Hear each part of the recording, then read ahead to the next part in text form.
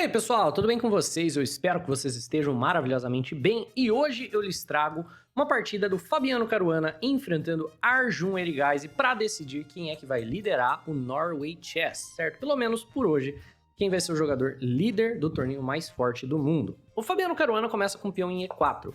Vem peão em E6 pelo Arjun Erigaisi, certo? E o bispo do C8 chora porque nós temos uma defesa francesa no tabuleiro. Peão em D4, peão em D5 e cavalo em C3 é a variante clássica da francesa, já foi jogada centenas de milhares de vezes. Vem, cavalo em F6 aqui por parte do Erigaisi, ameaçando ganhar o peão, peão em E5 chutando o cavalo, cavalo em D7, e nessa posição o Caruana joga o lance que o Gukesh tem jogado bastante, né? O lance que o Gukesh utilizou durante todo o campeonato mundial, que está muito na moda, é o cavalo de C, que já foi desenvolvido, saindo do lugar e indo para a casa de E2, para preparar para responder o peão na casa de C5 com o peão na casa de C3. Qual que é a ideia? O C5 do jogador de pretas vem com o objetivo, claro, de separar esses peões centrais. Então, se você tomar, o problema não é nem que você está ajudando o adversário a desenvolver, o problema é que você gera uma fraqueza gigantesca aqui na casa de E5, né? E o peão já pode ser capturado, a posição já deu tudo errado para o jogador de brancas. Então, em antecipação ao C5, as brancas têm que fazer das duas uma. Ou jogam F4, antecipando o C5, porque agora o peão de E está muito bem defendido, ou fazem o que o Caruana fez, tiram o cavalo para poder jogar peão na casa de C3. Qualquer que seja o caso, brancas aqui estão mantendo a sua vantagem de espaço no centro do tabuleiro e mantendo o peão de E5 muito bem defendido. Bem, cavalo em C6 aqui por parte do Erigaisi, e nessa posição, que já foi jogada várias vezes por mestres, nós temos vários lances teóricos. Tem peão em F4, que é muito jogado, tem cavalo em F3, tem A3 para jogar B4, que é jogado de vez em quando aqui, peão em G3 para fianquetar o bispo, só que o Fabiano Caruana encontra um lance que nunca foi jogado no 7º lance da abertura e ele traz uma inovação teórica que vai deixar essa partida insanamente complicada. Ele joga peão na casa de H4, certo? Pegando espaço na ala do rei. Esse lance nunca foi jogado e é com toda certeza uma linha preparada com engine, certo? Peão na casa de H4 é um lance que até faz sentido do ponto de vista de que brancas normalmente jogam isso mais tarde na francesa, depois jogam G4, F4, F5 e tendem a atacar por aqui, mas nesse instante eu não faço a menor ideia do que ele tá tentando fazer, sendo sincero, né? E o Erigaisi, pelos poderes divinos concedidos a ele do cálculo enxadrístico, na verdade depois de ver isso pela primeira vez, encontra o melhor lance da posição, o número 1 da máquina, peão na casa de F6, atacando a cadeia de peões pela cabeça. Então agora, a cadeia de peões aqui do jogador de brancas está sendo atacada de vários lados, né? Ela está sendo rompida na casa de D4 e rompida aqui na casa de E5. E o lance natural para as brancas jogarem é tipo F4, tentando manter tudo intacto, certo? Dessa maneira, se qualquer uma das capturas for efetuada, o jogador de brancas tem como tomar, mantendo a sua vantagem de espaço no centro do tabuleiro. Mas o Caruana opta pelo lance menos natural, mas que vai levar essa posição aqui para algo muito caótico, cavalo na casa de F4, certo? E cavalo em F4 vem para punir o adversário pelo enfraquecimento do peão de E, certo? O que ele está fazendo? Você mexeu o peão de F, eu vou tomar na casa de E6, simples e tranquilo. E o Arjun Erigaisi simplesmente deixa cair. Ele fala o seguinte, então vamos trocar peões. Eu vou jogar C toma peão de D4, e agora o seu peão de E5 está muito enfraquecido, a cadeia de peões foi por água abaixo, e depois eu vou tomar em C3, e você vai ter dificuldade de jogar essa posição, tudo em troca do peão de E. Então, cavalo pelo peão de E, com o tempo na dama, material segue igual. Dama em B6 joga o Arjun Erigaisi, certo? Ainda temos aqui muita tensão de peões aqui no tabuleiro, e o Caruana joga nessa posição um lance que parece vencer o jogo, porque esse cavalo em E6 tá ameaçando tudo quanto é tipo de duplo não muito bacana, né? Tipo cavalo em C7. Então o Caruana joga dama em B3. E esse lance parece ter uma ameaça muito simples. Eu vou tomar sua dama e eu vou te dar o duplo em C7 e eu vou ganhar a torre. E aí o que você vai fazer? Certo? E nessa posição, que é tremendamente desagradável para o jogador de pretas, curiosamente tem um lance que o Arjun Erigaisi pode jogar que, na verdade, mantém a igualdade, talvez dá a ele uma leve vantagem. Então, já estamos no momento para você pausar o vídeo e tentar encontrar o lance que mantém a igualdade para o jogador de pretas, ou até diria o tabuleiro aqui, porque esse lance é muito impressionante, né? Pausou, eu espero que sim, para aqueles que foram capazes de encontrar, peão toma peão, meus parabéns.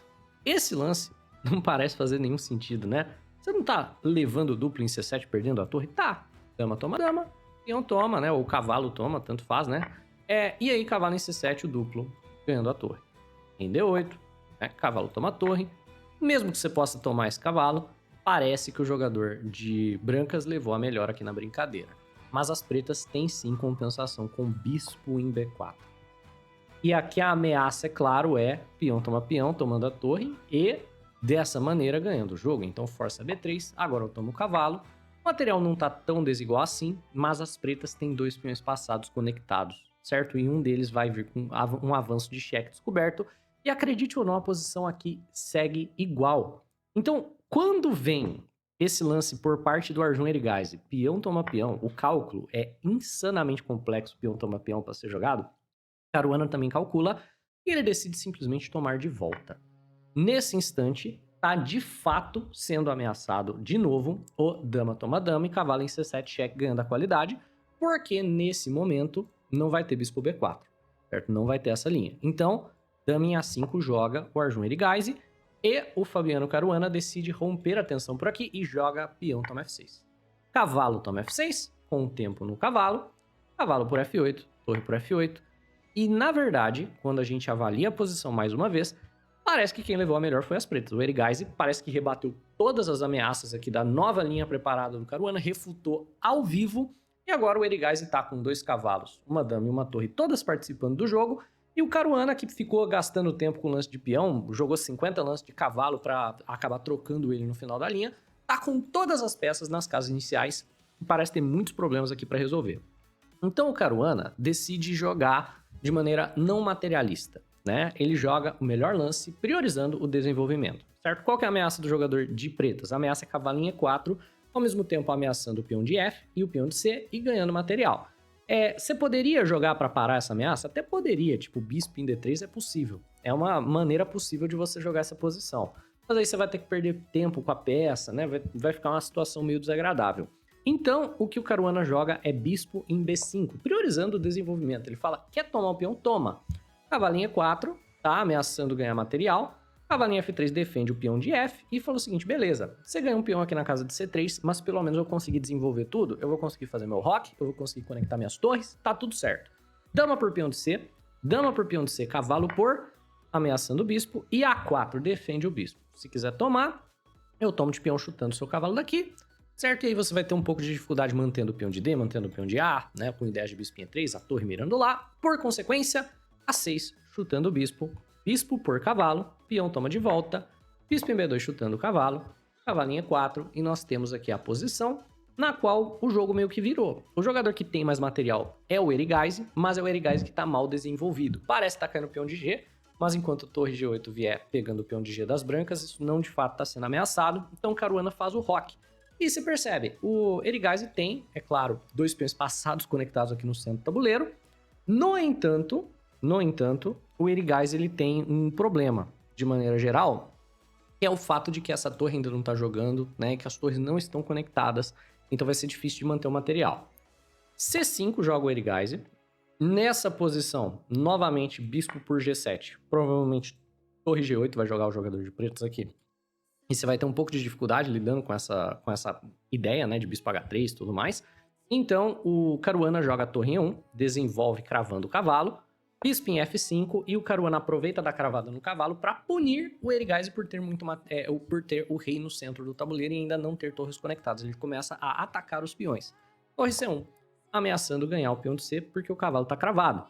Rei D7, cavalo E5 cheque, rei em D6, F3 chuta o cavalo. Beleza. Vem cavalo em D2 e o Caruana coloca uma torre na carinha do rei das pretas. Torre em D1, cavalo em B3. E nessa posição, apesar de ter um peão a menos, o Caruana está melhor. Se e somente se ele encontrar uma sequência bem precisa, o Caruana estará melhor nessa posição. Então aqui é mais um momento para você tentar encontrar a sequência vitoriosa aqui para o jogador de brancas. Não chega a ser vitoriosa, mas que com toda certeza leva uma vantagenzinha assim que um jogador do calibre do Caruana consegue converter em algo maior pelo efeito bola de neve. A ideia é por conta da torre, tá? É claro, né? Pressionando o rei do jogador de pretas.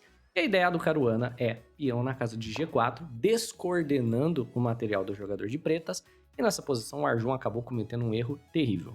Ele deveria ter jogado bispo em D7, né? Provavelmente não queria o quê? Cavalo por D7, rei toma e torre por D5 com o tempo. Isso que ele não queria. Então ele joga bispo em C8, que é muito pior, porque desconecta as torres e vai deixar tremendamente difícil nessa posição do jogador de pretas colocar essas peças para jogo. Então, cavalo em C4 aproveitando da cravada com cheque e o peão de G cai. Rei C6, bispo por G7 com o tempo na torre. E a ideia seria se torre G8, cavalo cheque e bispo volta, por exemplo, alguma coisa do gênero, e as brancas recuperaram finalmente o material. Mas nessa posição, o Erigaisi joga peão toma cavalo. E, na verdade, ele sacrifica a qualidade para gerar um peão passado próximo da promoção. E esse lance é um erro perdedor. Tipo, se torre G8, cavalo cheque, por exemplo, né? Rei em C7 aqui recomenda a máquina, não, nem se preocupando com o peão de D por hora, né? O bispo sai e agora sim você defende o peão de D. O computador, pelo menos o Stockfish, avalia a posição como algo próxima de igual, uma leve vantagem para o jogador de brancas, mas não é uma vantagem vencedora para as brancas. Mas esse sacrifício de qualidade do Erigaisi simplesmente não funciona e você vai ver por quê. Bispo toma torre, cavalo em D4 joga o Erigaisi pressionando o ponto F3. Torre em E8. Quer tomar em F3? Toma. Quer tomar em F3? Toma, né? Não tô nem aí. C3. O Erigaisi também não está interessado, ele está interessado no quê? C2, né? Apoiado pelo cavalo, e promover os peões. Torre C1, bispo em B7 querendo trocar torres, torre toma torre, e ao invés de tomar de volta, o Erigaisi decide tomar essa torre com cavalo cheque, F2 e cavalo por C1. Torre D8, saindo da mira do bispo, C2. E a ameaça agora do jogador de pretas é a ameaça de cavalo em D3 cheque, entregando o cavalo, promovendo o peão de C. Mas, bispo em H6. O cavalo pode sair, um cheque, né? Eu vou tomar, se você promover, eu tomo também. O cavalo sai para B3 ameaçando promover. E aí, você vai ter que entregar uma peça inteira nesse peão que promove. Parece que tudo deu certo para as pretas. As pretas vão ter duas peças menores contra a torre, né? Você vai ter que entregar esse bispo. Mas onde que tudo deu errado? 3 peões contra 1. Quem vai promover é o Caruana.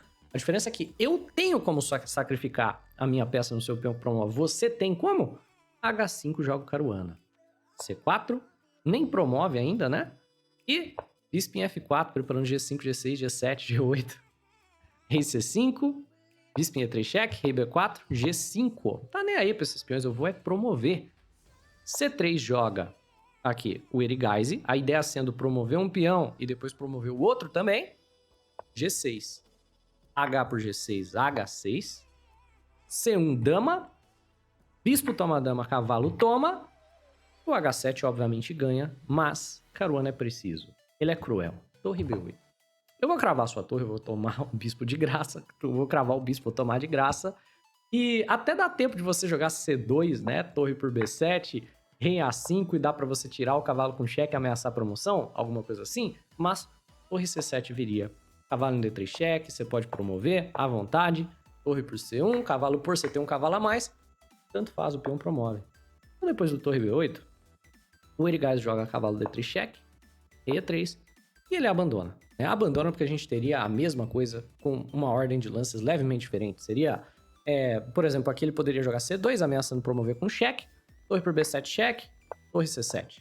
E aí eu vou sacrificar a minha torre na dama, eu vou promover aqui dentro do próximo lance e é um final tremendamente ganho. Então, uma partida insanamente complicada e uma inovação teórica na francesa no 7º lance da abertura, Fabiano Caruana assume a liderança do Norway Chess, o campeonato mais forte da Terra. Uma partida insana. É isso, pessoal. Eu espero que vocês tenham curtido. Se sim, deixa o like no vídeo, se inscreve no canal. Um abraço e até a próxima.